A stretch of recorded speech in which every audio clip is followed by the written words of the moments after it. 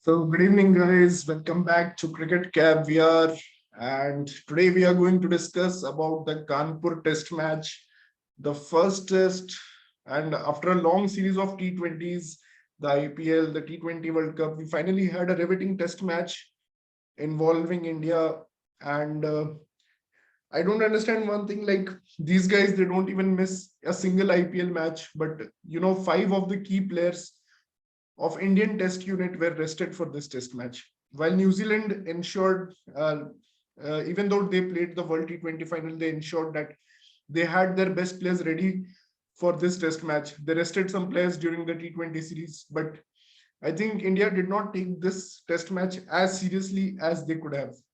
But still, it was a riveting Test match and it contained wonderful performances from both team. So Kanpur Green Park is a historic venue, and history was made by Shreyas Ayyar, who scored a century and a 50 on debut. He became the first player from India to score a century and a 50 on debut. So I'll be sharing my screen and we'll be discussing, some key points from this test match. So what were some of the key, takeaways from the Kanpur test? So day one, India win the toss, and it was a cold Kanpur morning. So the pitch was certainly supporting, seam and fast bowling. So Pujara and Rahane disappointed, and India were 145 for 5 at one point of time, and it looked like Indian team will be bowled out for 200.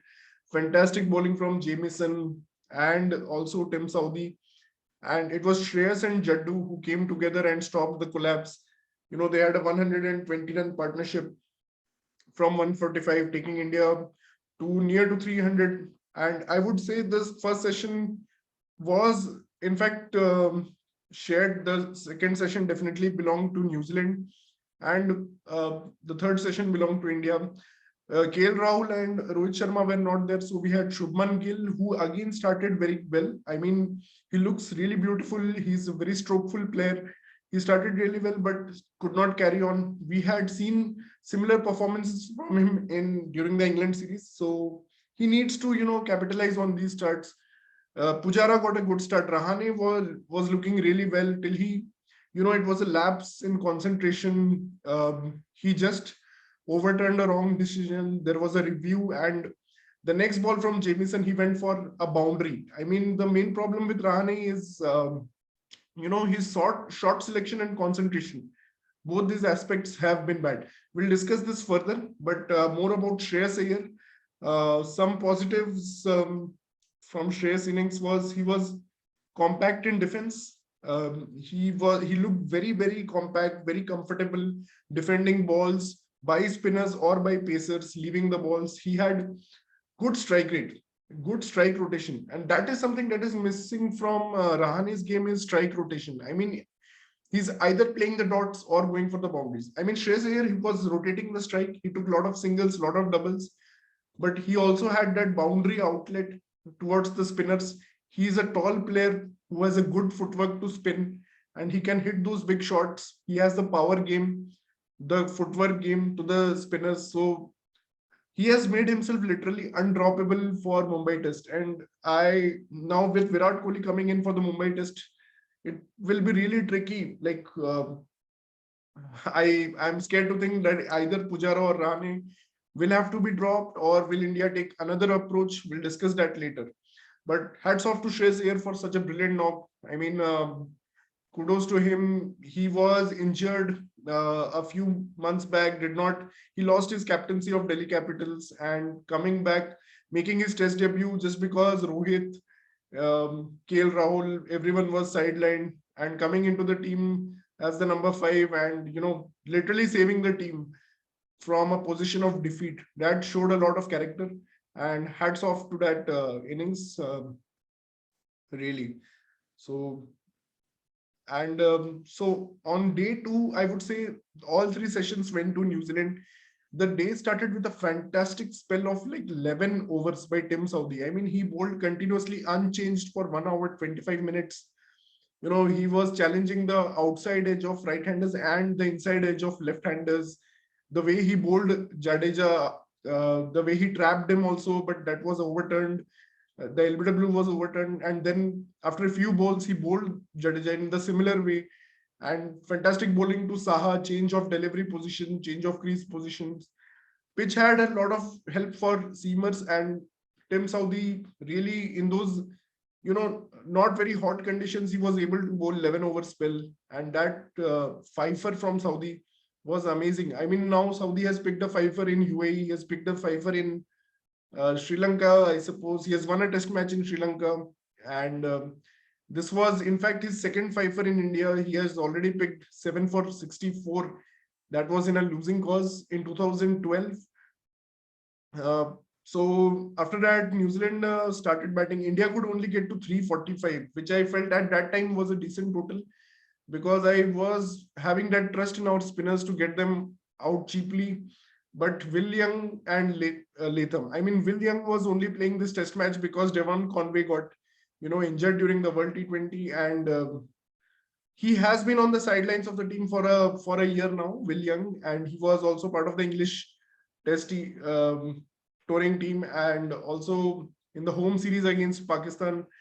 But he got his opportunity here and he capitalized it. Brilliant footwork, and the pitch was very fair. I mean, it was hard work for the spinners, and I would say that day two totally belonged to New Zealand. I mean, with the ball in the first session and 2 sessions with the bat, they were just brilliant. So Tim Southee is now actually 300 odd wickets for Tim Southee, and I believe he's still 32 years of old, but he looks really fit. I mean, he can go on for maybe 5-6 years, just like Anderson, and you never know where he ends up. He may become the highest wicket taker among all fast bowlers, but that's a bit difficult because Jimmy Anderson already has 600 wickets, but maybe at least Stuart Broad, he can overtake Stuart Broad. But what a talent for New Zealand, what an experienced pro, brilliant Tim Southee. So coming to day 3, I think India, the best day for India, because New Zealand, they collapsed from 197 to 295, and brilliant bowling from Acar.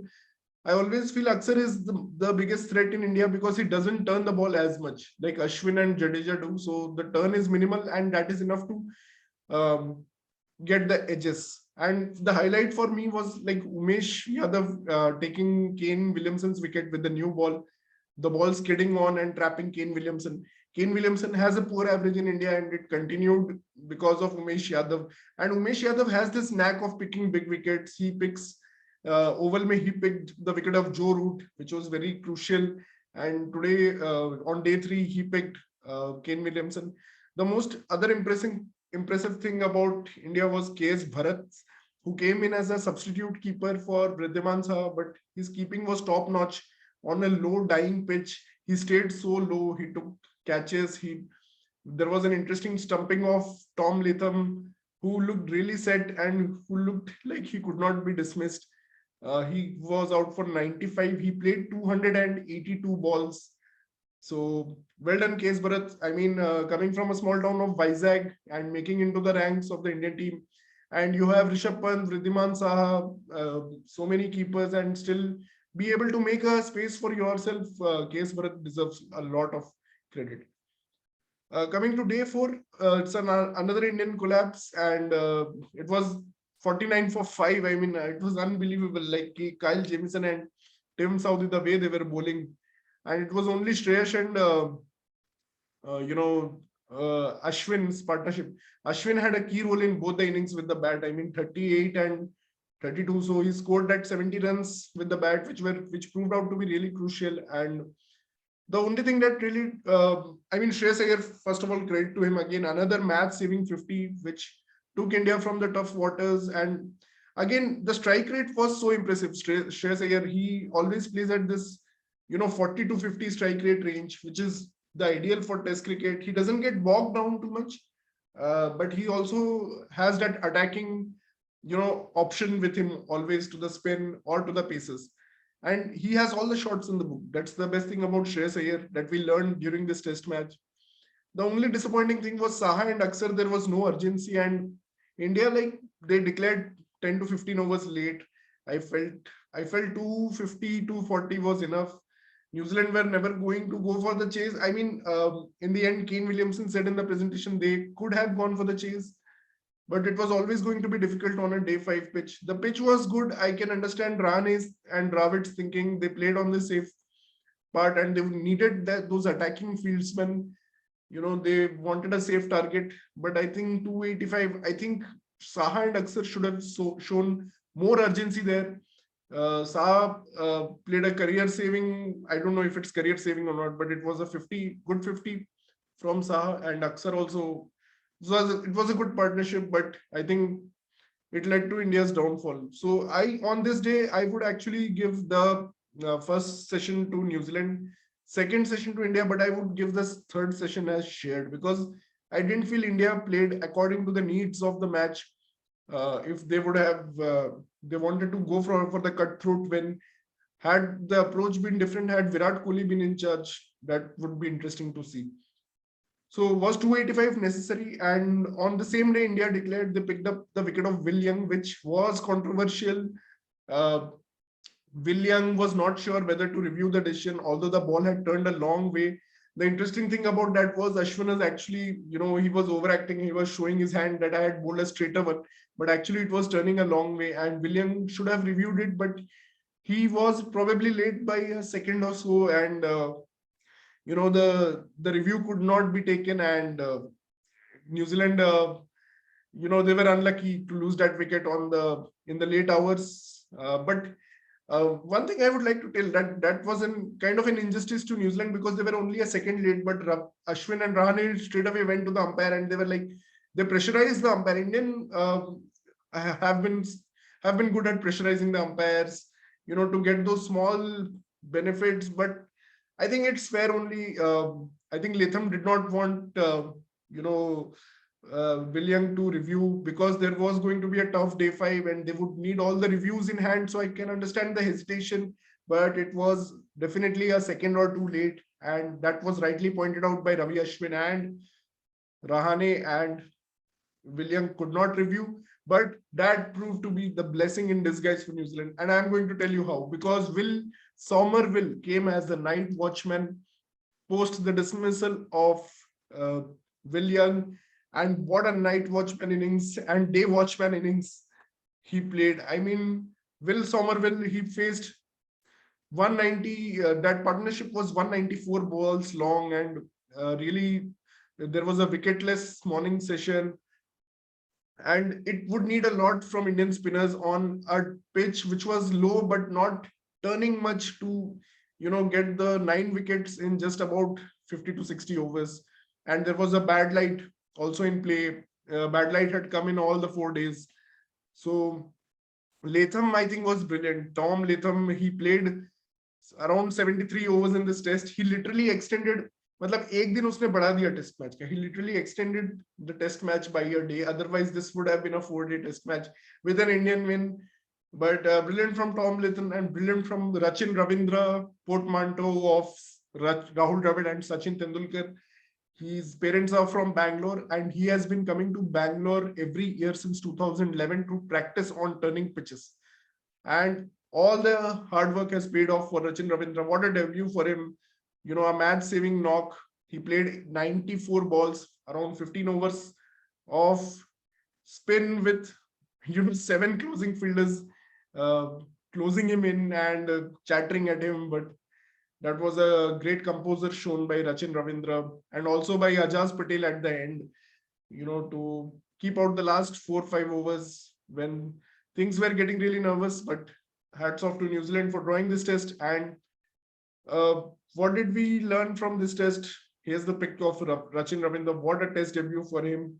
Shreyas Ayyar and Rachin Ravindra both had brilliant test debuts. I mean, Rachin was also good with the ball. He looks really, he gives it a rip. The left arm spin that he bowled, although he was not able to pick wickets, but I think he could be a good bowler on turning tracks if there's a turning track in Mumbai, I think he'll be in business.